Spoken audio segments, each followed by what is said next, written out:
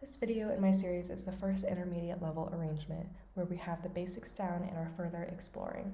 To continue on with our arranging through different genres, we are now looking at one of the greatest soul and pop singers of our time, Adele. Adele's second album, 21, was released in 2011, with her hit Rolling in the Deep catapulting her into mainstream fame. The rest of her albums also became wildly successful, but this song remains one of her best classics to this day.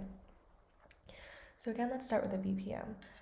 I made it a little bit slower, 92, as opposed to the original 128, because there are a few complex rhythms in this song.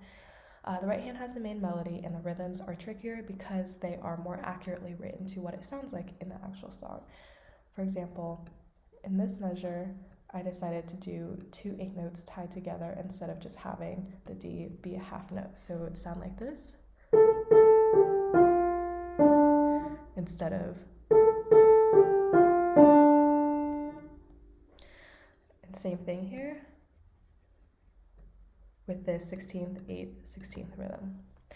The left hand also becomes more complex with its quarter note line that becomes chords over here near the end.